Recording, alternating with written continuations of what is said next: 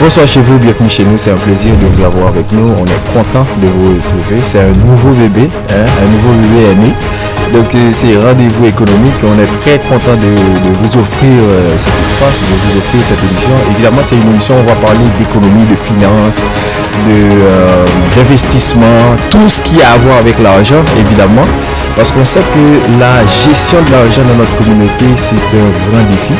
Et souvent, on gère mal notre argent, on gère mal notre temps, on vend notre temps, mais ce qu'on gagne en retour, on gère ça mal encore, fait que à la fin de notre vie, on n'a pas de quoi pour vraiment bien finir notre vie.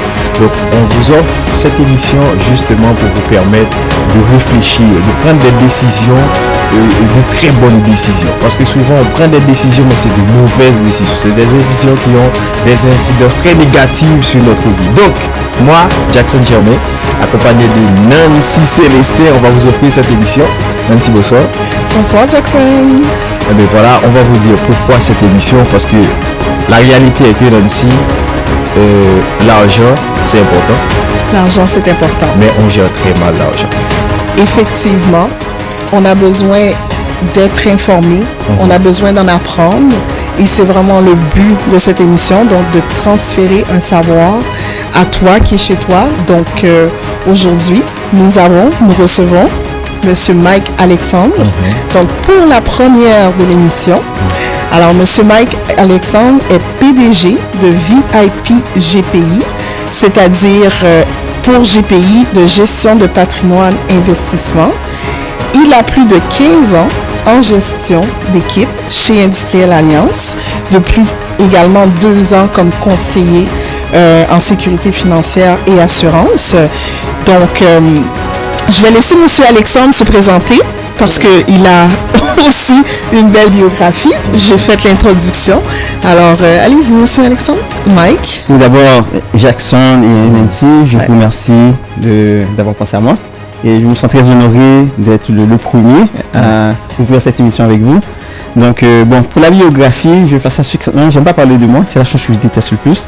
Mais brièvement, je vais faire ça très brièvement. Mais effectivement, ça fait 17 ans que je suis dans les services financiers, comme tu as dit. J'ai travaillé d'abord comme conseiller pendant 2 ans, puis par la suite, j'ai occupé un poste de gestionnaire à l'Industriel Alliance. Et je peux dire que j'ai eu le privilège d'avoir bâti une des meilleures équipes, parmi les meilleures équipes à l'Industriel Alliance à travers tout le Canada.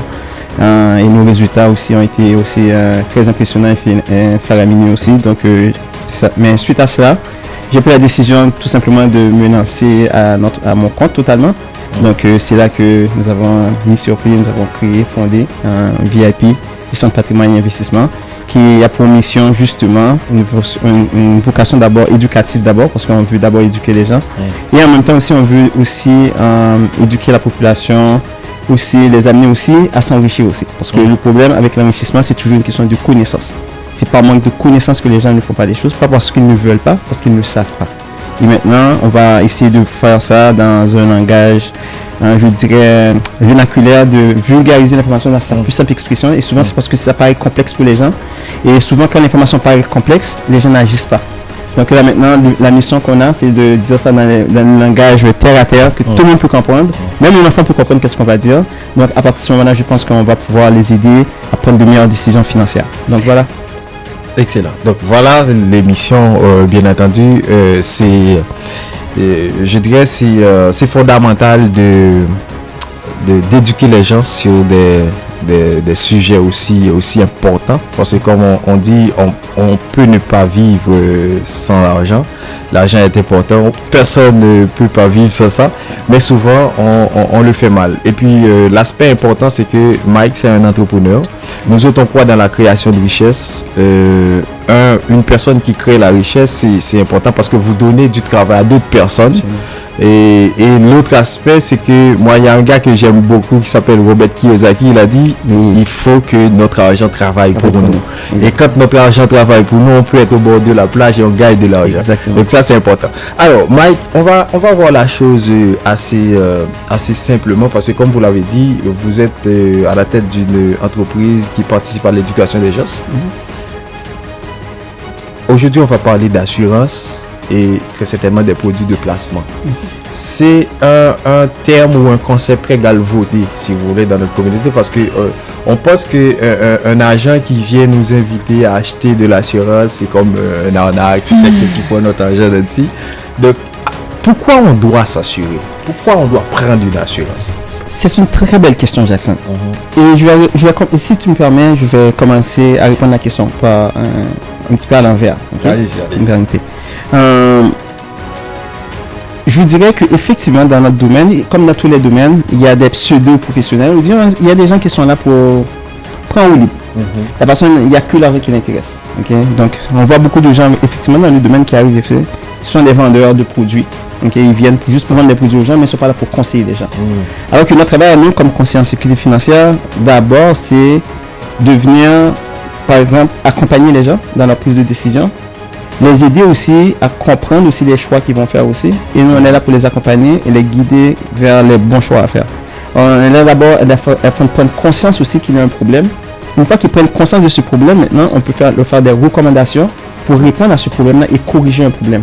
Donc, ce n'est pas de venir que de vendre un produit d'assurance à quelqu'un, mais il y a un volet éducatif aussi, éduquer les gens, mais les amener aussi à comprendre le pourquoi des choses. Et si le client ne comprend pas le pourquoi des choses, le client ne sera pas constant dans sa décision. Il ne sera pas embarqué. Exactement. Et malheureusement, le bas blesse aussi, on va voir que beaucoup de gens arrivent aussi dans le domaine aussi, puis c'est un peu la faute des conseillers aussi, en grande partie aussi, je dirais qu'il faut... Ça me choque beaucoup, et chaque fois que j'ai une tribune aussi pour le dénoncer, je le fais aussi parce que c'est pas tout le monde dans le domaine qui est comme ça, mais il y a quand même un pourcentage de gens dans cette profession-là vraiment qui font, je veux dire, ombrage un peu au reste des conseillers qui font un merveilleux travail, qui font un travail excellent. Mais maintenant, pour répondre à la question maintenant, pour la question des assurances, effectivement, l'assurance, je dirais, est mal comprise, tout simplement. Mal comprise parce que, est-ce que c'est parce qu'on mal enseigné parce que peut-être qu'on l'a mal tout soit transmis, et je pense que c'est pas la faute des clients, c'est la façon qu'on leur a présenté ça. Et moi, quand j'ai l'occasion de m'asseoir avec un client et de travailler avec des gens, je leur explique de façon très simple c'est quoi une assurance. Le concept d'assurance, c'est très simple. Je vais vous donner une analogie. Je dis souvent aux gens, l'assurance, c'est quoi? C'est comme si les deux vous débarquez et vous venez me voir, et puis je vous donne une mallette qui a $1 million, je vous remets $1 million dans la mallette. Vous pouvez partir avec. Vous partez avec. Je dis, mais moyennant, vous allez payer un petit frais mensuel. Comme n'importe qui a un frais bancaire, on a un compte en banque, mais on paye des frais bancaires, on paye des frais surtout, right? Donc là maintenant, en contrepartie, je te dis, mais s'il arrive un sinistre, s'il arrive n'importe quoi, mais la mallette est à toi, je te donne la clé et vous pouvez ouvrir, les millions sont à vous. C'est un investissement. C'est un investissement. Donc moi, je paye un montant X par mois, puis en contrepartie, j'ai $1 million dans une valise qui est chez moi, que qui sera disponible quand il arrive un sinistre. Donc l'assurance, c'est exactement ça. Alors pourquoi les gens ne sont pas à l'aise à vouloir des assurances, principalement peut-être dans la communauté haïtienne? Mais je pense que c'est la façon qu'on leur explique l'assurance. Je pense que ça a été simple et l'assurance a mal été expliquée. Parce qu'on parle seulement d'assurance seulement dans le cas de décès, quand quelqu'un va mourir, c'est toujours la mort proprement. Ou du moins si on essaie de faire peur aux gens, oh si vous mourrez demain matin, si vous décédez demain matin, c'est comme si la personne va mourir demain matin. On le sait, c'est pas le risque de décès qui est le plus gros risque ici en Amérique du Nord. Le plus gros risque c'est d'avoir une maladie grave. Parce que c'est une personne sur deux au Canada qui va avoir un cancer. Ça c'est les statistiques. Cela veut dire une assurance d'invalidité est plus importante. Bien oui, parce que pourquoi? C'est parce que je dois d'abord protéger la source de salaire. La source de mon revenu, c'est ça que je dois protéger avant tout. Parce que si je n'ai pas de revenu, je ne peux pas payer mon assurance. Et je dis souvent aux gens, je fais une analogie que j'aime prendre par rapport à l'invalidité, je dis aux gens, imaginez-vous que vous aviez une imprimante chez vous, vous voulez vous acheter une voiture, vous voulez vous payer votre voiture, vous pesez le bouton, ça imprime des dollars. Vous voulez payer les codes des enfants, on pèse le bouton, les dollars sortent. On veut voyager, on pèse le bouton, boum, les dollars sortent. On veut aller faire l'épicerie, on pèse un bouton, les dollars sortent. Je dis, pour combien est-ce que vous aurez assuré cette imprimante-là? Tout le monde me dit, mais il n'y a pas de prix, j'aurais assuré ça bumper to bumper, parce que s'il arrive quelque chose, je veux remplacer la machine le plus rapidement possible. Et moi, je dis, est-ce que vous avez jamais pensé qu'une imprimante, c'était vous? Parce que le matin, là, quand on ne travaille plus, là, il n'y a pas d'argent qui rentre. Effectivement. Donc, la vie je change. vois les gens qui ont des assurances vie, et la personne n'a pas d'assurance invalidité, on ne protège pas la source de sa revenu, alors que tout dépend de son revenu. La première chose que je dois assurer, d'abord, c'est mon revenu. Donc, s'il m'arrive un pépin, je dois avoir une continuité de revenu qui continue à rentrer, qui va me permettre de continuer à assumer mes responsabilités financières. Donc, souvent, c'est ça que je dis, les gens vont travailler de façon à l'envers. Donc, on va assurer les gens en assurance vie, mais les gens ne sont pas protégés en invalidité. Les gens ne sont pas protégés en maladie grave. Alors que la maladie grave, c'est le plus gros risque qu'on court. C'est une personne sur deux qui va avoir un cancer au Canada. Beaucoup. Mais on a une chance sur 16 de décéder d'une mort naturelle, alors qu'on a une chance sur 2. Et le cancer et les maladies cardiaques sont les premières causes de décès au Canada. Donc, on sait que c'est pas parce que j'ai un cancer que je vais en mourir. Mais il y a une conséquence financière. Les gens pensent que avec la carte de la RAMQ, tout est gratuit. Non. Il y a un paquet de traitements, il y a un paquet de médicaments qui ne sont pas couverts par la RAMQ. En moyenne, quelqu'un qui est affecté d'une maladie grave va en moyenne dépenser de ses poches minimalement $40,000 de ses poches. Parce qu'il y a des traitements qui ne sont pas couverts. Et on va voir que la plupart des gens disent, à peu près 90% des gens disent, s'ils tombent en maladie grave, avec une maladie grave, ils vont être dans une situation financière précaire. Pourtant, les conseillers n'en parlent pas. Il y a 2% seulement des Canadiens qui ont une assurance maladie grave. Mais mine de rien, vous me faites peur, Alexis. Hein? Vous me faites peur. Non, je ne veux pas faire peur, c'est un Non, mais regarde, c'est parce que vous voyez, souvent on est impliqué, on s'implique, on cherche l'information, mais il y a des détails qu'on ignore. Oui, absolument. Vous voyez, donc c'est pour ça que je vous dis, vous me faites peur. Ben, surtout le 1 sur 2, ça c'est dire comme ça que 10 personnes dans une salle, la moitié a un cancer. Absolument. Puis, quelle serait la différence entre les assurances offertes par l'employeur et les assurances privées, par exemple, comme avec toi? Qu'est-ce qu'on, par rapport aux assurances en invalidité, là, quelqu'un qui dirait « Ah, j'ai déjà des assurances avec mon employeur. Mais ça, c'est bien aussi. Ça va dépendre de quel type d'assurance que nous parlons. De toute manière, légalement parlant, il y a deux volets qu'il faut faire au niveau des assurances collectives. Il y a l'assurance santé, qui est l'assurance santé, qui est l'assurance médicaments, etc. Ça, c'est obligatoire. Si l'employeur l'offre, on est obligé de prendre avec l'employeur. On n'a pas le choix. Ou du moins, si on n'a pas avec l'employeur, on est obligé de prendre avec la RAMQ. Donc, ça, c'est obligatoire. Il n'y a pas d'autre façon de le faire. Les assurances privées ne peuvent pas vous couvrir en assurance médicaments, etc., etc. L'assurance privée va devenir complémentaire. Donc, dans ce cas-ci, les clients vont payer une franchise de leur poche. C'est comme quand on va acheter un médicament généralement, mais il y a un petit montant que nous, on débourse de notre poche. Et puis, la différence, la RAMQ va le couvrir. Si c'est couvert par la RAMQ, l'assureur, lui, va venir rembourser une partie de ce médicament-là. Un pourcentage de la partie que nous, on a déboursée. Mais ils ne pourront jamais se substituer à la place de l'employeur ou du moins de la RAMQ. Ça, c'est au niveau des assurances santé. Maintenant, au niveau de tout ce qui est assurance médicaments, assurance invalidité, bien oui, si on est là au travail, c'est préférable de l'avoir que de protéger son salaire. Généralement, on va protéger à peu près 70 à 80% du salaire, dépendamment si ce sont des assurances courte durée ou longue durée. Donc là, maintenant, on va voir que le pourcentage peut varier en conséquence du régime collectif. Maintenant, quand on parle maintenant de l'assurance vie qu'on va avoir à l'intérieur de notre assurance collective, ça c'est autre chose. Moi je vais dire aux gens, c'est bien de l'avoir, mais considérez que votre assurance vie que vous avez dans une assurance collective, c'est comme un roue de rechange. Mais un roue de secours, on sait très bien, la roue est toute mince comme ça, on ne peut pas rouler longtemps avec. Ça nous amène, on peut nous dépanner pour nous amener d'un point A à un point B. S'il arrive un décès pendant qu'on travaille, oui, ça va être un montant de plus, mais on ne peut pas compter là-dessus. Pourquoi? C'est parce que moi, je travaille à un emploi, il y a plein de facteurs que je ne contrôle pas. L'assureur peut décider, l'employeur peut décider de mettre fin au régime parce que ça lui coûte trop cher. Ou du moins, je peux être limogé. L'employeur peut décider, moi je peux décider que je ne m'entends pas bien avec mon employeur, puis je décide de partir. Mais à la minute que je pars, je perds mon assurance aussi. C'est ça. Donc, dans ce cas-ci, l'assurance vie personnelle que je vais avoir, c'est la seule assurance que je vais pouvoir compter dessus parce que c'est la seule qui va rester avec moi toute la vie durante. Donc, l'assurance qu'on a au travail, c'est bien, mais on ne peut pas compter là-dessus parce qu'il y a plein de facteurs qu'on ne contrôle pas. Donc, c'est pour ça que je vais dire, oui, c'est vrai, si vous l'avez, c'est encore bien, mais pensez-y à avoir qu'on a une assurance personnelle parce que c'est celle-là que vous avez vraiment le contrôle. Donc, on a besoin vraiment de se faire conseiller. C'est là l'importance. Ils sont les propriétaires, etc. Donc, effectivement, il y a d'autres. Parce que le domaine des assurances est tellement vaste, il y a tellement de choses à voir, il y a tellement d'aspects qu'on peut toucher au niveau des assurances, surtout les assurances hypothécaires. Généralement, les gens vont s'acheter une maison, les gens vont prendre l'assurance directement avec la banque. Oh mon Dieu, on a cherché l'économie puis au fait, mais l'assurance hypothécaire avec la banque, ça coûte extrêmement cher. Alors que si la personne le prend directement avec une compagnie d'assurance, ça va lui coûter, bon Dieu, beaucoup moins cher pour avoir un meilleur produit avec de meilleures garanties. Mais la plupart du temps, les gens vont avec la facilité. Mais les gens disent, oh my God, je suis un petit peu serré dans mon budget. Mais c'est toutes des choses aussi à faire aussi pour permettre aux gens aussi de dégager du budget et de laisser plus de liquidité à tous les mois. Parce que le revenu des gens n'augmente pas de façon la vie augmente. Mais la vie augmente beaucoup plus rapidement que les revenus. Donc là, maintenant, le défi, c'est comment je fais avec l'argent que moi j'ai dans les mains? Parce qu'on voit les dépenses, le coût de la vie augmenter, mais les revenus n'ont pas augmenté à la même croissance que l'inflation. On fait quoi dans ce cas-ci? C'est là qu'on a des décisions à prendre et l'assurance aussi, c'est un des endroits aussi qu'on peut aller faire des économies aussi. Exactement.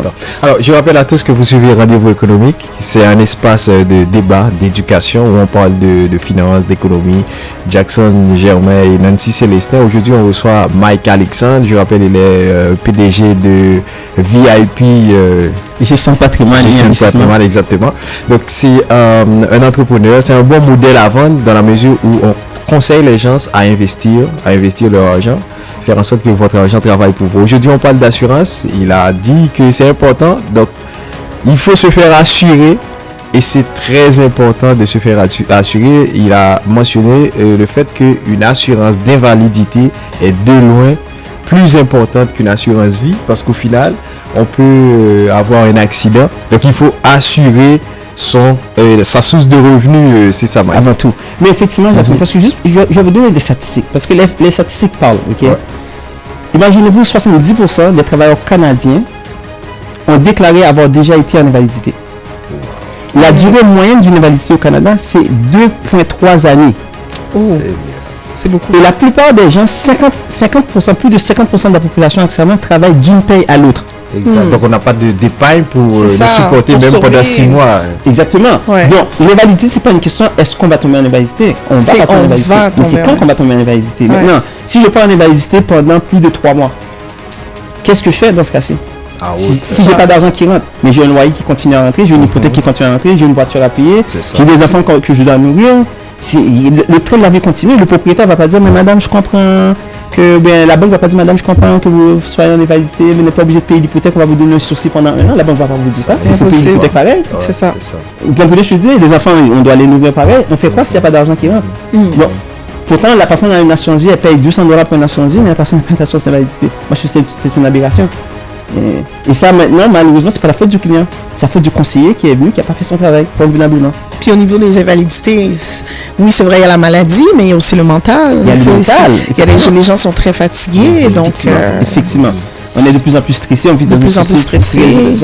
La société est plus demandante, etc. Donc la pression est vraiment forte sur les familles. Mais souvent on se met la pression également, Mike. Oui. Et ça m'amène à parler de la gestion de sa finance personnelle. Parce que souvent, les gens, s'ils se contentent d'acheter par-ci et par-là, en briefing tout à l'heure, vous avez dit, il y a des gens qui gagnent, disons, $800 aux 2 semaines et la personne se permet d'aller à un magasin Gucci acheter un sac qui coûte dans les 1200, 1300. Donc, on essaie de vivre au-dessus de ses moyens. Donc, est-ce que quelque part, on n'est pas responsable de ce qui nous arrive financièrement? C'est exactement ça. On est responsable. La richesse n'a rien à voir avec le revenu qu'on gagne. La richesse a toujours été la différence entre celui qui dépense versus celui qui investit. Je vois des clients qui ont travaillé dans des manufactures, qui ont plusieurs maisons à Montréal. Je vois des gens qui gagnent 250 000 $ et qui sont cassés jusqu'au cou. C'est ça. Ouais, c'est vrai. Ça n'a rien à voir avec le revenu.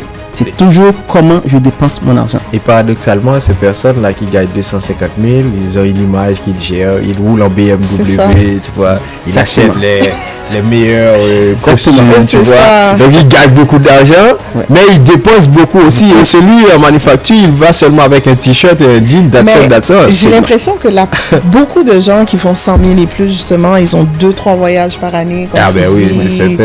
Je dis souvent, ils vivent sur le bout et non sur le net, parce que les gens oublient, oui, je fais un salaire brut. Mais les gens oublient qu'il y a aussi, il y a M. Trudeau, il y a M. Legault aussi. C'est ça. Qui nous attendent aussi au détour. Exactement. Puis quand on enlève l'impôt, on fait plus 100 000 $ là. Ah, même, bien sûr. On peut même pas négocier là-dessus. Et même le salaire net, je me demande est-ce qu'il n'y a pas, c'est pas paradoxalement un bruit. Parce que tout ce que tu achètes, tu paies une taxe encore. Et souvent les gens le financent à crédit aussi, souvent aussi. C'est ça parce que si on regarde, la vérité, c'est que, la vérité, ça c'est les faits. Imaginez-vous qu'il y a 2 millions de millionnaires ici au Canada. 2 millions. 2 millions de millionnaires au Canada. Il n'y en a pas beaucoup. Ok? Bon, c'est beaucoup moins qu'aux États-Unis, bien entendu. Mais c'est une petite économie ici au Canada. Ouais. Mais imaginez-vous que 80% de ces millionnaires-là, ce sont des self-made millionnaires. Ils sont devenus eux-mêmes millionnaires par eux-mêmes. Ils n'ont pas hérité d'une fortune, ils n'ont pas hérité d'un père ou d'une mère riche. Maintenant, imaginez-vous de ces gens-là qui sont millionnaires. Savez-vous que 49% des millionnaires au Canada sont issus de l'immigration?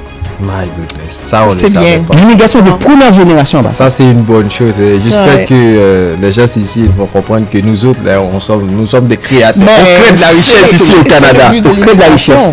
Mais maintenant, pour la question pourquoi je dis ça, je dis ça pour une simple et bonne raison. Je parle pour les gens de notre communauté. Ouais.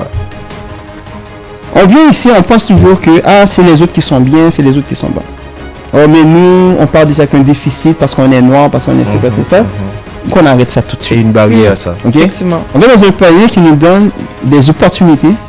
Si on ne nous donne pas l'opportunité, il faut la créer. C'est ça. Exact. Parce que la vie ne nous fait pas de cadeaux. Puis Et- si on s'attend qu'on va nous rendre des choses faciles, mais on se met des doigts dans l'œil, mais on va se prendre pendant très longtemps encore, puis on va rester à partir pendant Tourner longtemps. en encore. rond. Et l'argent ne fait pas de discrimination. Non, la vie ne fait pas de discrimination. Mais À un l'argent moment donné, même moi, tu sais. on prend le taureau par le cornes, on affronte la réalité, puis on se crée nos opportunités. Parce que la vérité, c'est que quand on regarde parmi ces millionnaires, c'est pour ça que je dis ça, si 50%, près de 50% des millionnaires au Canada sont issus de l'immigration, si ça veut dire que ce sont des gens qui ont quitté leur pays, qui sont arrivés, qui ont recommencé ici comme n'importe quel immigrant, avec les mêmes défis, des fois le défi de la langue, Ouais, etc. exactement. Mais ces gens ont pu créé la quand même chance. travailler. Et leur naviguer. chemin. Et Ouais. quand vous regardez le salaire moyen des millionnaires au Canada, vous savez c'est quoi le salaire moyen des millionnaires au Canada? Dis-le. 150 000 $ de revenus familial. Et c'est pas beaucoup. 150 000, ça veut dire Familial. qu'on prend 2 infirmiers, un infirmier, un mari infirmier, un madame infirmière, qui font pas beaucoup de TS, qui font pas beaucoup d'heures supplémentaires, qui font 80 000, 75 000, avec ce revenu-là qui sont devenus millionnaires. Et je conseille aussi aux auditeurs aussi de lire ce livre-là, Millionaire Next Door, ça c'est la version anglaise, mais les millionnaires ne sont pas ceux qu'on pense, ça c'est la version québécoise. Vous allez voir que la moyenne des millionnaires, c'est le millionnaire, c'est le voisin à côté qui habite dans le petit bungalow qu'on voit là, Oui. qu'on pense qu'il y a un Qui gère cette C'est dépense et puis. Exactement. Exact. Mais vous allez voir, l'hypothèque moyenne des millionnaires au Canada, c'est autour de 350 000, 400 000. Ce qui est C'est pas raisonnable. des maisons à 1 million pendant ce temps parce qu'il fait 100 000 $, il ne va pas s'acheter une maison à 800 000, à 900 000. C'est ça. Donc, en réalité, c'est une question de comment je gère mes dépenses. Donc, ça n'a jamais été une question de combien d'argent que je fais, c'est combien d'argent que je dépense qui fait la ça. différence à devenir riche ou à pas devenir riche. Donc, Et il les gens sont faut écrire sacrifiés. ça. Excuse-moi, il faut écrire ça dans la salle de bain. Comment je gère mes dépenses. Ouais. Très important. Mais comment on gère mes dépenses? Puis c'est simple en passant. Hein. Le problème, c'est que c'est même pas compliqué en réalité. Le fait, c'est de faire un budget. Je vais vous donner un exemple. Je donne souvent un exemple aux gens. Je dis aux gens, nous avons tous des petits vices dans la vie. Hein. Ok. Moi, tout le monde qui me connaît. Je suis un passionné de montres. Ok. Ok. Je suis un. En passant, félicitations Ouais, pour ça. merci. Tu as la- Je suis un peu un achat compulsif de montres. Je ne peux pas avoir une montre et ne pas l'acheter. Ok. À un moment donné, c'était rendu ridicule. Si vous voyez, j'ai une collection de montres chez moi. Je peux porter une montre à tous les jours pendant très longtemps. Puis à tous les jours, je peux changer une montre. Mais à un moment donné, on se rend compte que ça marche pas. Là, moi, je me suis résolu, je me suis dit, ok, comment je gère ce problème-là? Je me suis dit, ok, si je vois une montre que j'ai envie de l'acheter, c'est parce que j'ai l'argent. Donc, je me suis dit, dorénavant, je me pose 3 questions. Est-ce que j'en ai vraiment besoin? Très important. Si je l'achète, est-ce que ça fait une différence dans ma vie? Ou du moins, est-ce que ça va me rendre plus heureux de l'avoir ou de ne pas l'avoir? Ou est-ce que quelqu'un va remarquer ça? Si tu en as déjà 50, une nouvelle ça. montre, quelqu'un ne va pas remarquer. Si la réponse à ces 3 questions est non, qu'est-ce que je fais? Je rentre sur mon compte en banque, je prends l'argent, je le transfère dans mon placement. Ah, ça c'est Je bien. me donne la satisfaction de mettre, je vois le montant partir. Et puis je me dis, bon, ok, là j'ai assouvi cette dépense-là. C'est des petits trucs comme ça qu'on se donne des fois pour contrôler un petit peu nos pulsions, un petit peu, parce que nous avons tous des petites pulsions, des choses qu'on aime. Il y a ceux qui aiment les chaussures, il y a ceux qui aiment etc., etc. Bon, là maintenant il faut contrôler ces pulsions. Donc je ne vais pas dire ce que j'aime. Ouais. Moi. Mais l'idée de ça commence d'abord par un budget. Et le budget, ça. c'est hyper important. Moi, je dis aux gens, imaginez-vous, vous allez en pleine mer. Vous embarquez sur un bateau, un voilier, peu importe. Et puis, vous laissez guider au gré du vent. Il n'y a pas de pilote pour piloter, par exemple, ou naviguer, admettons, le bateau. Mais le bateau va m'amener n'importe où. C'est certain. Ça va amener parce qu'il n'y a pas de direction, il n'y a pas de gouvernail. Exact. Mais gérer ses finances sans un budget, c'est carrément vous voulez aller dans un bateau sans gouvernail. Question, On prend un risque. comment est-ce que, pour monsieur et madame tout le monde, là, comment est-ce qu'on fait pour gérer un budget? Est-ce qu'il y a des logiciels? Est-ce qu'il y a des conseillers? Qu'est-ce qu'on peut faire là? Si demain, justement, on décide, moi, je veux prendre ma vie en main et puis avoir un bon budget, qu'est-ce que je dois faire? Le budget, c'est très simple. C'est une colonne de dépenses. Moi, je dis aux gens, le budget est très simple à faire. Les gens pensent que c'est compliqué. Non, c'est très simple. Qu'est-ce qu'on fait? Je sais combien d'argent je gagne. Le revenu, on le sait à l'avance. Ça, c'est une donnée qui est connue. Bon, à moins qu'il arrive un pépin, on tombe malade, bon, un coup de goutte, bon, les données changent un petit peu, légèrement. Mais je sais déjà combien je prévois gagner pour l'année. Donc, maintenant, si je sais déjà combien d'argent que je rentre, je connais aussi mes dépenses fixes aussi. Je connais mes besoins essentiels. Mes besoins essentiels, c'est quoi? C'est combien ça me coûte pour me loger, c'est combien ça me coûte pour me nourrir généralement, parce que la famille, au moment donné, on fait l'épicerie, on sait en moyenne combien qu'on dépense pour se nourrir. Ben, on sait aussi combien d'argent j'ai besoin pour me déplacer, bon, si c'est l'essence, si c'est une carte d'autobus, peu importe. Okay? Donc ça, ce sont des besoins qui sont essentiels, on en a besoin de toute manière pour vivre. On est d'accord? Une fois ces besoins essentiels-là comblés maintenant, il nous reste un autre budget maintenant. Maintenant, ce budget, qu'est-ce que j'en fais? Maintenant, c'est sûr et certain, moi je dis dans la vie, il faut se récompenser aussi. Parce que si on fait que juste économiser puis on ne se récompense pas, ça ne marchera pas. Donc maintenant, on peut prévoir. Par exemple, moi je donne souvent un exemple aux gens, moi je prévois tout à l'avance. Moi dans mon année, même les cadeaux de Noël sont déjà connus d'avance. Pourquoi? Je sais le nombre d'enfants qu'il y a dans mon entourage. Je sais c'est à qui je donne des cadeaux dans l'année. Et je me laisse un petit buffer si par exemple mes enfants arrivent, il y a un ami qui n'avait pas l'habitude d'avoir, puis cet ami l'invite, mais on a toujours déjà un budget prévisionnel qu'on prévoit déjà, qu'on laisse ça, qu'on va l'épuiser dans ce budget-là pour aller. J'ai un budget pour le restaurant mois par mois. Moi, mon budget, ma femme le sait aussi. Si je dépense le budget dans une seule soirée, pour le reste du mois, j'ai pas le droit au restaurant. C'est fini. J'ai brûlé le budget du mois. C'est ça. J'ai un budget, je sais exactement j'ai un budget parce qu'il y a des petites satisfactions, des petites choses qu'on comme dans la vie qu'on a besoin. Et de temps en temps, on se fait plaisir, on va aller sortir tête à tête, on sort avec les enfants, etc. Mais on a un budget, mais on peut prévoir à l'avance. Moi, je dis aux gens, on va à l'église aussi. Ben, les gens qui vont à l'église, moi, mon offrande, je sais déjà, mon offrande à l'église, je sais mon besoin est déjà budgété depuis le début de l'année. Moi, chaque dimanche, j'ai le même montant que je mets à l'offrande. Ça, c'est mon budget. C'est ça. Le budget est déjà établi, je sais. C'est pas aujourd'hui je donne tant, après ça je donne mon temps. Non, on doit le prévoir à l'avance. Donc, tu n'es pas un gars qui vit au jour le jour. Donc exactement. J'aime tracer mon argent. C'est ça. Fait que moi, quand je sais où est-ce que chaque dollar va dans mon budget. On a un budget pour l'épicerie à la maison. Puis il y a des fois, des enfants bossent un petit peu plus sur le market. Mais regarde, pour le reste du mois, il y a certaines choses qu'on n'achète pas. Vous avez mangé le budget, vous avez mangé le budget. Ça va aller au mois prochain. Mais ça nous permet d'avoir un certain contrôle et aussi de prévoir aussi l'épargne. Il faut aussi prévoir aussi pour son indépendance financière parce qu'on peut pas tenir tout ça. Parce qu'un jour on va vieillir, un jour on va devoir aller à la retraite. Et ça m'attriste de voir des gens, ça c'est la chose qui m'attriste le plus, c'est quand je vois des gens à 70 ans, 75 ans, des gens vont aller travailler, ça, c'est ils ont plus envie d'aller travailler. Les gens vont aller travailler dans... C'est triste à voir. Tu as travaillé toute ta vie, tu as sacrifié toute ta vie. Maintenant, tu arrives à l'aube de ta vie pour en profiter. Puis tu dois continuer à travailler parce que la personne n'a pas le choix. C'est un point important. Ça, c'est triste. C'est vraiment un point important. Oui, parce que surtout quand tu arrives vers 60, 65 ans, maintenant, c'est difficile de trouver un emploi. C'est difficile même dans ton domaine, changer de poste. Alors. Puis c'est la vie, on n'a plus la même vitalité. Non, exactement. On a passé notre vie à prendre soin de nos enfants. On a travaillé, on a sacrifié beaucoup pour les enfants, on a fait des sacrifices, on n'a pas eu le temps de voyager parce que bon, les gens n'avaient peut-être pas les moyens. Maintenant, on arrive à la retraite où là, on devrait en profiter, passer du temps avec les petits-enfants, s'amuser, etc.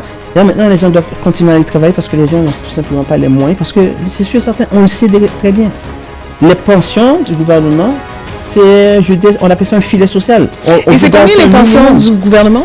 Ça dépend de beaucoup du nombre d'années que la personne a travaillé, ça dépend combien que la personne a cotisé aussi. Bon, au Québec, c'est vraiment un régime contributif plus, c'est en fonction du nombre d'années. Mais la base, je pense, c'est 12 000. Le fédéral, c'est plus établi, à peu près.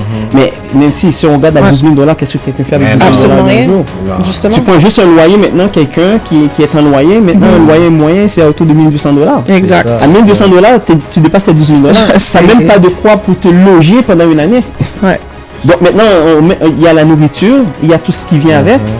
On ne peut pas vivre avec la pension du gouvernement. C'est impossible. Donc si on ne met pas d'argent de côté, c'est sûr et certain on est condamné à avoir une vie de misère. On va vivre sur le seuil de la pauvreté, rendu à la retraite, alors qu'on a travaillé toute notre vie. C'est ça. Mais ma question pour vous, Mike, c'est comment préparer l'avenir des enfants et se libérer un peu, donner une certaine chance à soi de profiter de la vie. Parce que comme vous l'avez dit, c'est vrai, jeune, on est accroché à l'étude, on n'a pas vraiment le temps pour profiter de la vie.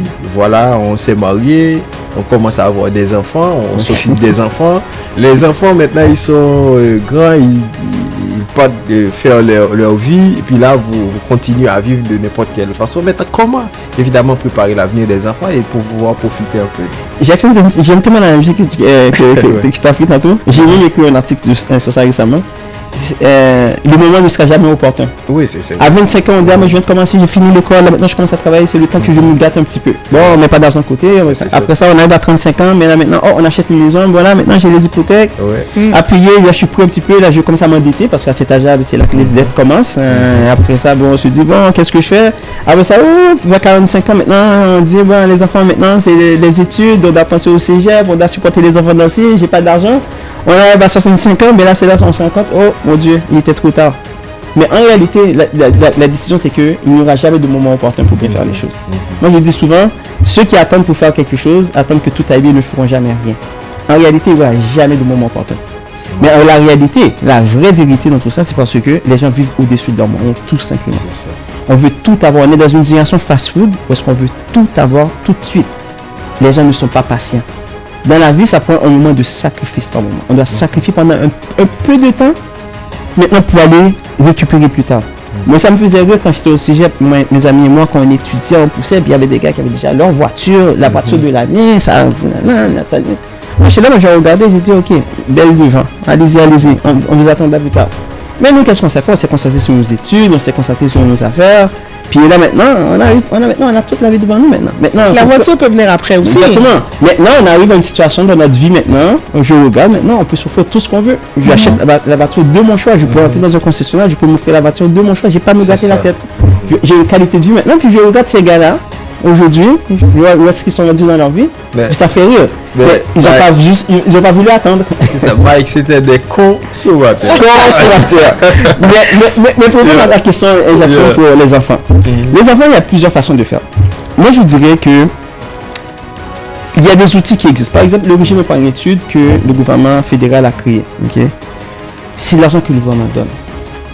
On prend quelqu'un, le gouvernement, on peut aller chercher entre 30 et 60% des cotisations que nous avons mises dans un régime par étude en subvention pour les études des enfants.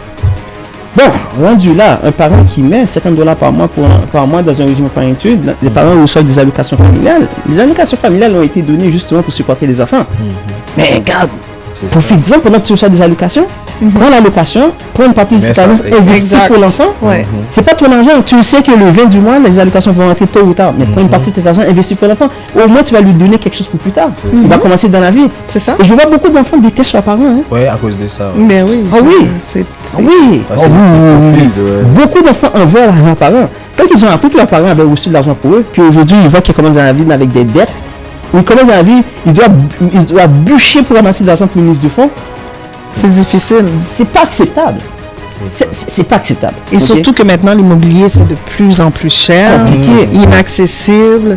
Donc, les générations futures, de quelle façon est-ce qu'ils vont devenir propriétaires? Ça, très dur. Effectivement, donc, juste après un régime par étude, l'enfant commence dans la vie. Imaginez-vous un enfant qui commence dans la vie sans dette. Sans dette d'études. Moi, j'étais un de ces privilégiés-là.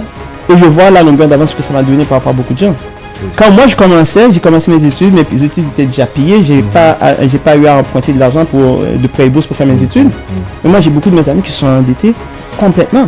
Mais moi, quand j'étais en mesure de m'acheter ma propriété beaucoup plus jeune, c'est parce que j'avais pas de dette, j'ai commencé à travailler, j'avais déjà mon argent déjà qui pouvait aller directement dans une propriété, alors que les autres devaient rembourser des prêts. Le prêt bourse, Donc, j'ai une longueur d'avance. Ouais. Mes parents m'ont donné une longueur d'avance et je leur suis infiniment reconnaissant qu'ils aient eu la clairvoyance, la lucidité d'esprit d'avoir fait ça. Mais on fait ça dans un pays maintenant. On peut donner cette chance à nos enfants. On veut donner un avantage comparatif à nos enfants. Mais c'est se donner une chance également. Mais oui, absolument. Puis on se débat aussi plus tard parce que là maintenant l'université ça coûte cher. Imaginez-vous, vous avez votre enfant. Moi je suis parti faire mes études de droit à Sherbrooke. Mais moi quand je suis parti à Sherbrooke, il fallait que je paye un loyer, il fallait que je il fallait que je ça. Mais il y a un coût qui vient avec. Mais maintenant, si moi mes parents n'avaient pas la capacité de me supporter financièrement, ça veut dire qu'ils auraient dû. Probablement, j'aurais peut-être pas pu étudier parce que là maintenant, on sait que le taux de décrochage, c'est parce que les enfants doivent aller étudier et travailler. La plupart ne finissent pas leurs études à cause de ça. C'est difficile d'étudier et travailler en même temps. Donc déjà là, on vient hypothéquer, on réduit les chances de notre enfant d'avoir peut-être un meilleur niveau de diplomation, etc. dans la vie.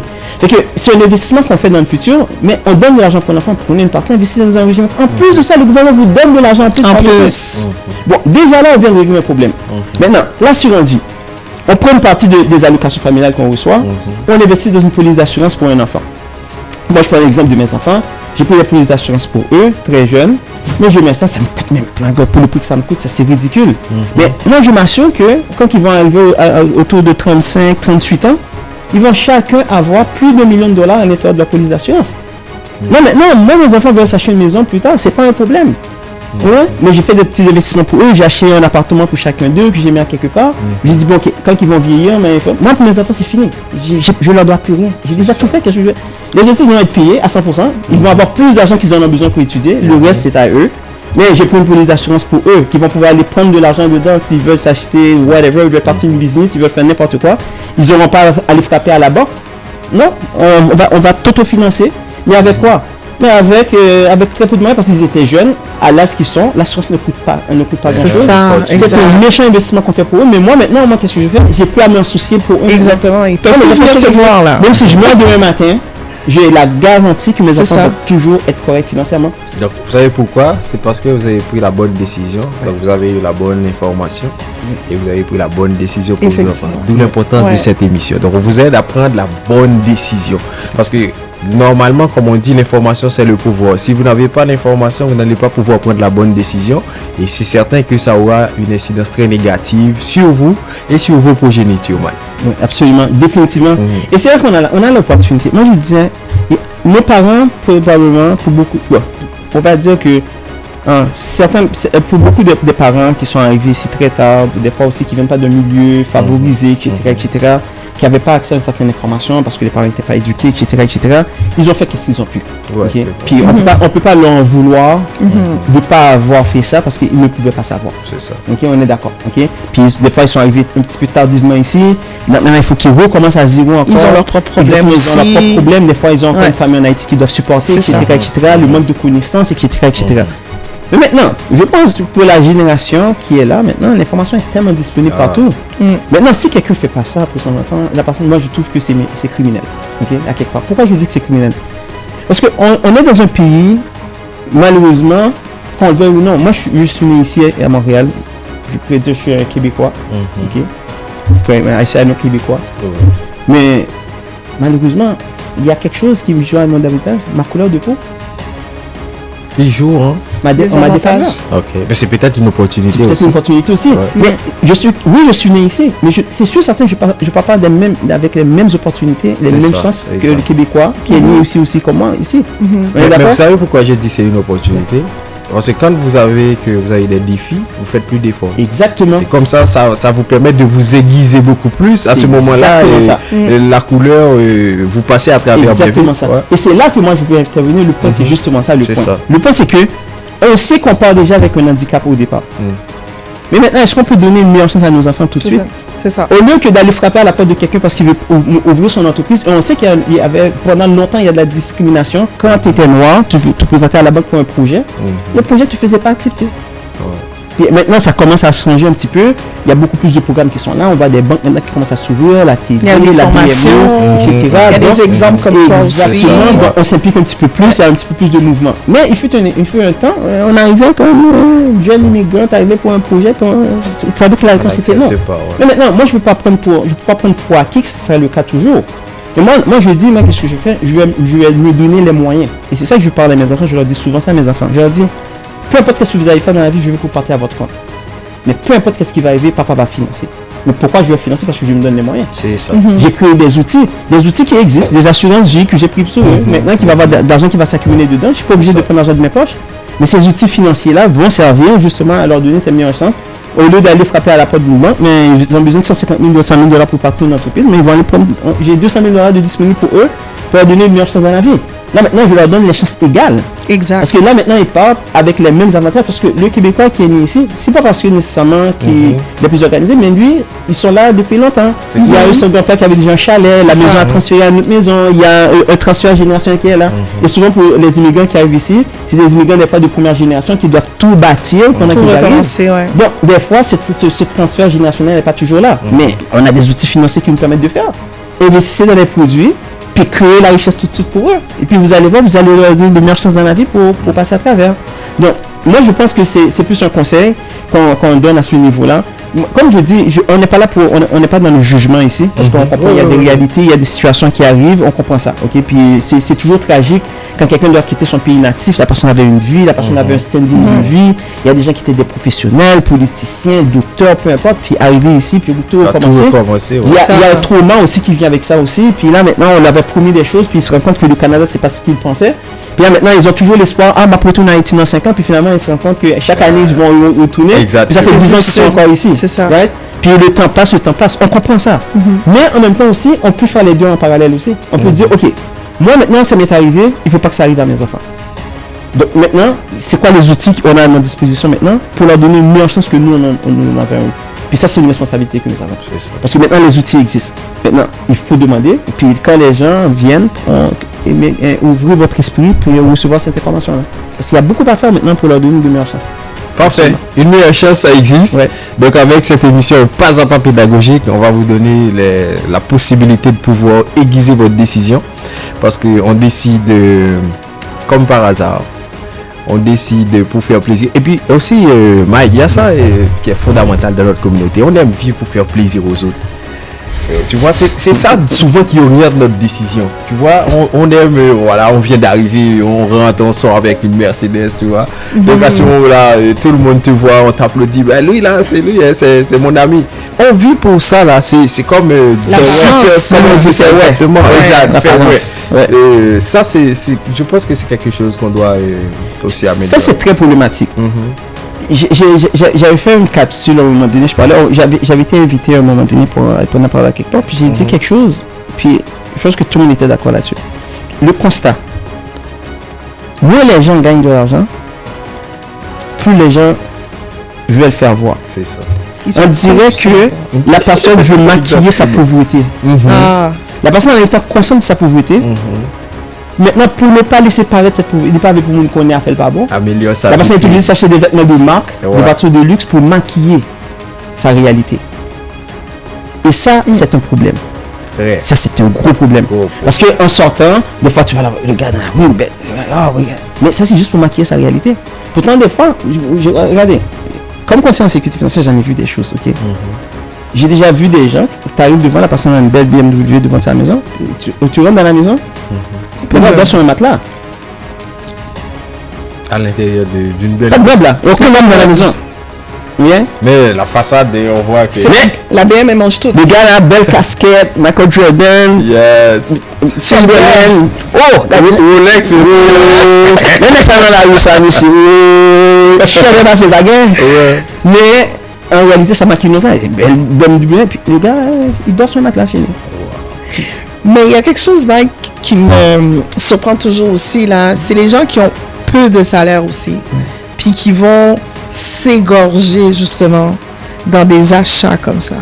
Ça aussi, c'est pour maquiller la réalité. C'est un peu ça. Moi, je dis souvent aux gens, premièrement, il n'y a pas de honte à ne pas être riche. Et la richesse, ça n'a rien à voir. La richesse, c'est quelque chose qui est très relatif aussi. Okay? Parce qu'il y a des gens qui ont beaucoup d'argent qui sont malheureux. Exact, oui. C'est pas toujours. L'argent ne résout pas tous les problèmes de la vie. Oui, mais c'est l'autre d'abord que tu as Steve Jobs, c'est un gars que j'aime, mais au soir de sa vie, mais il avait beaucoup d'argent. Mais finalement, il a dit, mais regarde, que vaut ces millions il part sans amour, il est seul, voyez-vous. C'est ça, l'argent ne résout pas tout. Et vous allez voir, plus les gens ont de l'argent, remarquez ça, plus les gens ont de l'argent, moins les gens dépensent dans les futilités. Vous avez jamais vu des millionnaires ramasser, des gens qui ont de l'argent, qui vont avec 10 sous par terre, qui ramassent? Ah ben tout le temps.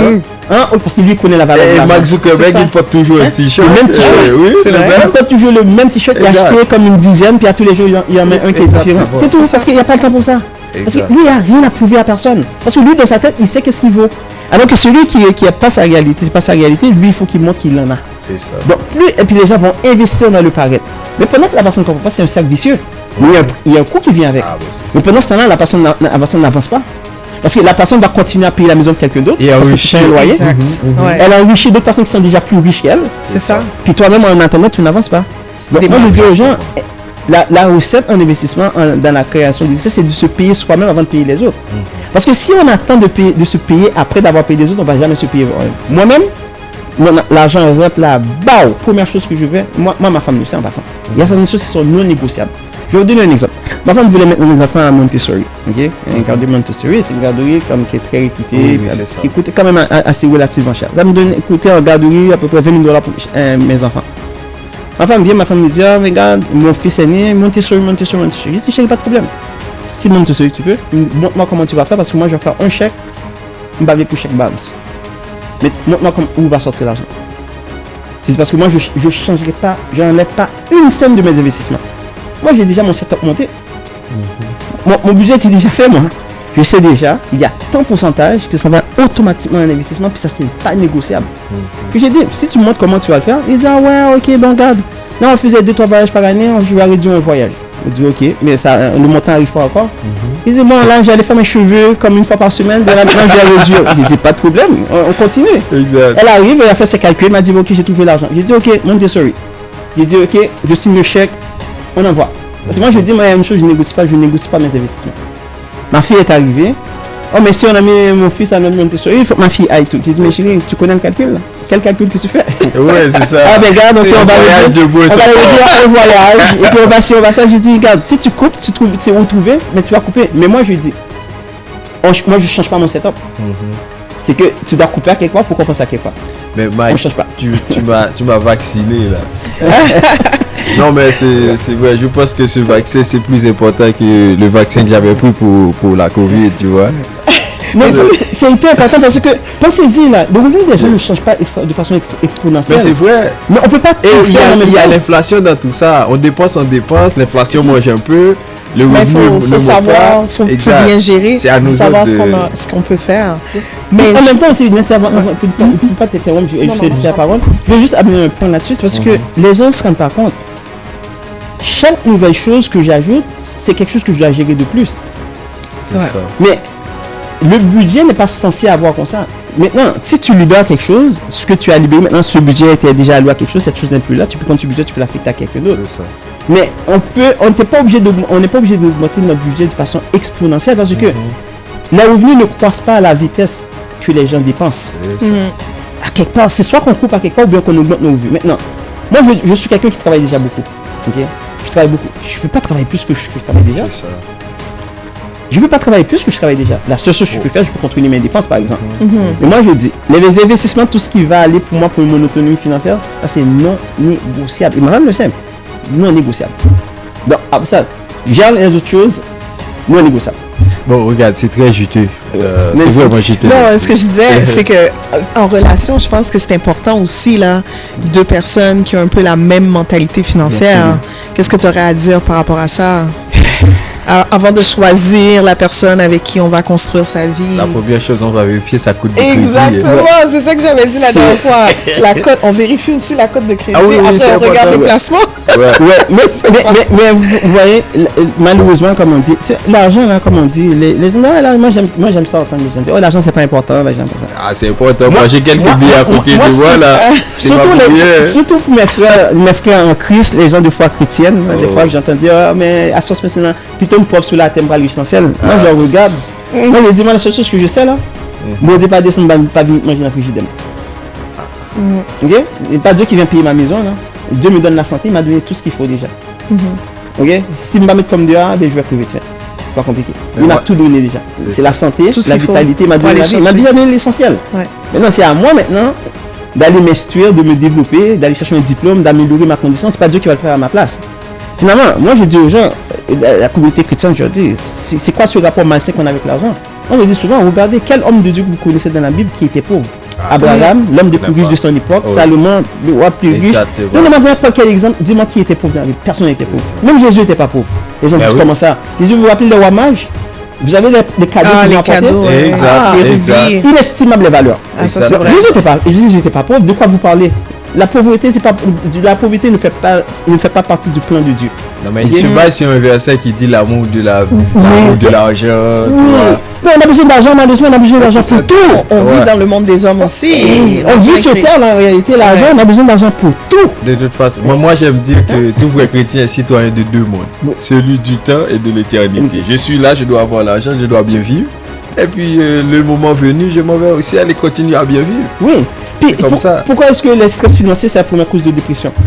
Parce que tout est lié à l'argent, qu'on le veuille ou non. Première cause de divorce aussi. La cause de divorce. Maintenant, pourquoi est-ce que les couples ne se séparent? Est-ce que vous savez dans la communauté haïtienne, vous savez le nombre de gens qui se divorcent à cause des allocations familiales? Ah oui, dans quel sens? Pour ça. Oh! Monsieur dit, on va plus voir comment on va bon parti coupable, non? Oh non, ça vous étiez pas au courant de ça? Non. Il y a beaucoup de couples dans la communauté qui se séparent à cause des allocations familiales. Parce que madame qui est comme là, il dit le papa lui-même c'est fier comme la petite million, puis le monsieur dit non, il faut le gagner pas tout. Puis là, ben pété. C'est ridicule. C'est salé. C'est pas beaucoup d'argent. Moi, j'appelle ça un garçon coloquin. Ok, bah, l'allocation familiale, parce que vous êtes fou, ça c'est une parenthèse que juste à la base. Mais effectivement, la question de l'argent, effectivement, si dans un couple, on n'est pas censé avoir de rivalité, on est là pour travailler ensemble. Moi, je dis souvent, on est pris dans un canot ensemble.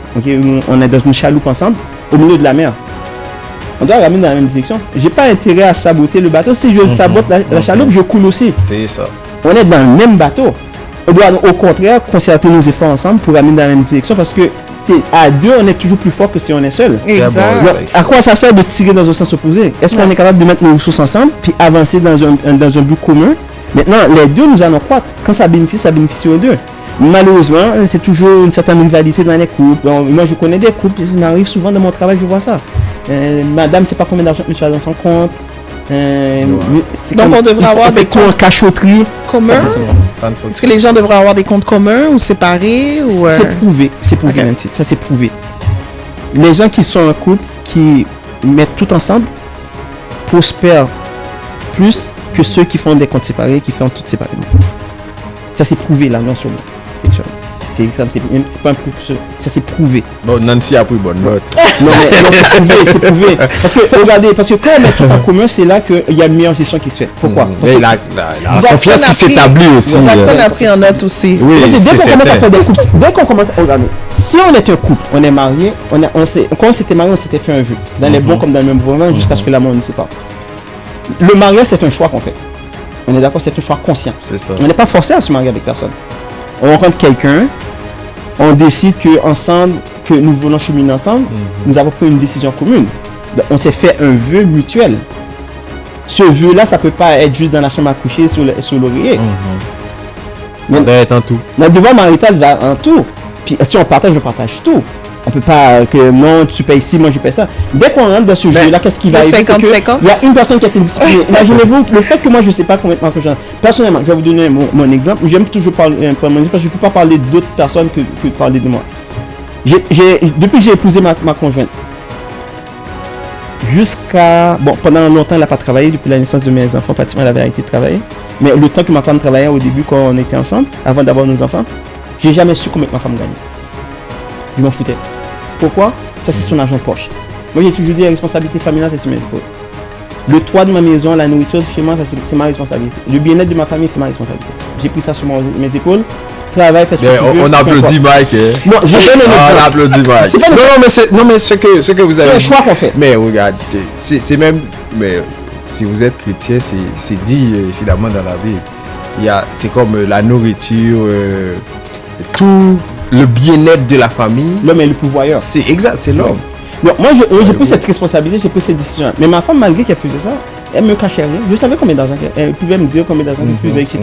Moi, en réalité, je comptais pas là-dessus. Mais en réalité, c'est que moi, ce que je lui dis, j'ai dit, regarde, c'est sûr, certain, Dieu m'a donné la possibilité, je gagnais très bien ma vie, etc. Mais j'ai dit aussi, il faut agir avec diligence et responsabilité aussi. Ok, mais je comprends aussi, pendant longtemps elle n'a pas travaillé, puis moi les gens me disent, ah toi t'es chanceuse, ta femme ne travaille pas. Je dis, vous savez pas, ma femme travaille. Parce que le travail qu'elle fait à la maison est bien plus important que mon travail. Elle travaille très dur. Ok, parce que s'occuper des enfants, faire la nourriture, etc. Ça c'est un job qui est très difficile. Ok, puis j'ai toujours dit que j'aurais pas pu avoir la carrière que j'ai si c'était pas elle qui avait un peu sacrifié cette période de temps. Parce que si je devais m'occuper des enfants, etc. en même temps, peut-être que j'aurais pas pu me propulser où est-ce que je suis rendu dans ma vie. Elle a travaillé et elle travaille. C'est ça que je dis aux gens. Non, ne me dis jamais ça qu'elle ne travaille pas. Mais maintenant, en même temps aussi, elle est responsable aussi du bien-être de la famille aussi. Parce que si ma femme commence à dépenser très mal, elle dépense partout, elle met à risque la famille, le patrimoine de nos enfants. Elle met à risque notre patrimoine familial. Donc on doit juste tout simplement agir avec diligence et responsabilité. Donc on se respecte là-dedans, puis ça commence par le respect. Et le respect c'est quoi? C'est qu'on sait qu'on met tout en commun, puis on gère avec diligence ce qu'on a. Donc dans le but de cheminer dans une direction. Parce qu'après ça, quand on va avoir la retraite, la belle retraite, quand je voyage, c'est nous voyageons. C'est ça. Quand le stress financier n'est pas là, c'est notre stress financier qui n'est pas là. Donc, finalement, c'est dans notre intérêt commun de le faire, de bâtir ensemble et de construire quelque chose de positif. Mais on va plus vite comme ça. Hein. C'est ça. Absolument. À deux. C'est comme tu rames là, une vitesse oui, incroyable. Parce que comme tu l'as dit, si ta femme n'était pas là, peut-être tu n'aurais pas eu la carrière que tu as. Non, je n'aurais pas pu. Derrière un grand H, il y a toujours un grand F. C'est ça qu'on dit. Ouais. En tout cas. Mais pour les féministes, ils ne veulent pas dire comme ça. Oui, mais... à côté de chaque grand H. En tout cas, on va se faire fustiger. Exactement. Mais heureusement, t'as rectifié, Mike. Alors, mais je pense qu'on a fait le tour. Regarde, Mike, je pense qu'on va vous inviter encore. C'est certain parce qu'il a plein de choses dans le ventre à partager avec nous. Donc, vraiment, merci. Ça a été un plaisir pour nous de vous avoir avec nous. On était honorés de vous avoir. C'est extraordinaire. Moi, je crois que il n'y a pas que moi qui a été vacciné. Vous voyez là, il y a notre équipe, Brisley, bien-aimé, Kensley, et puis Sherline. Voyez-vous, donc merci encore. Et puis Nancy, ça a été un plaisir de partager le canapé avec toi. Merci Jackson pour cette initiative. Puis effectivement, le but, c'est d'informer la population. Donc, si vous avez besoin de conseils, il n'y a pas de moment opportun pour aller vers ces conseils. Donc, vous pouvez contacter Mike directement à son bureau et avoir une consultation sur le rétablissement du crédit, sur les produits de placement, sur les assurances, sur les enfants. On n'a pas assez de temps aujourd'hui, 45 minutes pour faire le tour. Cependant, de toute façon, le reste, c'est personnalisé. Donc, n'hésitez pas à aller voir, contacter Mike, là, VIP GPI, qui est là pour une équipe de 30 personnes. 30 conseillers. 30 conseillers qui sont là. Très peu de temps, passant. On a fait ça en 2 ans moins de... Non, l'année passée, on a commencé ça. Officiellement, on a lancé ça en début d'année. Donc, on est déjà rendu à 30 conseillers actuellement. Donc, grand gestionnaire avec nous, qui a très bien partagé, expliqué et vulgarisé les finances. Merci, Mike, on en a appris. Il y a certaines choses qu'on va appliquer. Et c'est certain. Puis, si vous me permettez, vraiment, là, je vous dirais que l'initiative que vous avez prise, c'est une excellente initiative en passant. Puis, vraiment, là, je vous félicite vraiment pour le concept. Merci beaucoup. Puis, mon Dieu, vous m'avez mis tellement à l'aise. J'ai comme l'impression que j'étais dans mon salon, je parlais. Puis, on devrait être j'étais tellement à l'aise, mais l'équipe aussi, toute l'équipe aussi est en background, aussi qu'on ne voit pas. On va trinquer. Parce que les équipes aussi, c'est les équipes aussi. Donc, à toute l'équipe aussi. La destination, c'est le sommet, c'est comme ça. Absolument.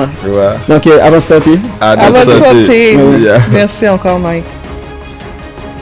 Donc, merci beaucoup pour l'invitation. C'était vraiment extraordinaire. C'est ça. Alors, comme on dit, comme on dit, ce qu'on sait aujourd'hui, c'est pas suffisant pour le challenge de demain. Donc on doit continuer à se former. Et je pense que ça a été un cours de 30 crédits que vous nous avez donné là, Mike, aujourd'hui. Non seulement ça, vous avez parlé de nos poches, de notre famille, de nos enfants. Donc vous avez fait le tour de la chose pratiquement. Donc encore une fois merci, et merci à tous et à toutes d'avoir été avec nous. Je salue Brisley, notre réalisateur, Kensley, et bien-aimé, Sherline justement. Ils étaient tous là pour nous supporter, et merci encore Mike. Merci beaucoup. Prochain invité. Et puis on aura évidemment Nancy qui va nous annoncer le prochain invité. Oui, alors à toutes les 2 semaines, nous allons avoir un invité. Donc le prochain sera Kenny the Teacher. Donc il va venir nous encore un enseignant. On aime ça les gens qui enseignent. Oui, c'est ça. On aime les gens qui partagent les connaissances. C'est une émission pédagogique. Exactement. Donc Kenny the Teacher va venir nous parler de rétablissement de crédit, de trucs, comment améliorer votre score de crédit, comment bien le gérer également, parce qu'une petit retard peut vous faire perdre jusqu'à 100 points. Donc, on va avoir un bon 45 minutes, Jackson, dans 2 semaines. Yes. Et suivez-nous au rendez-vous au sommet. C'est là qu'on va rendez-vous au sommet sur Facebook. On est quasiment sur toutes les plateformes. Exactement. On a notre équipe de gestionnaires des réseaux sociaux. Donc là, et le site internet, on va le lancer très bientôt. Ne vous en faites pas. Rendez-vous, c'est au sommet. Donc, abonnez-vous. Voilà. Merci encore à tous et à toutes. Merci. Et à la prochaine.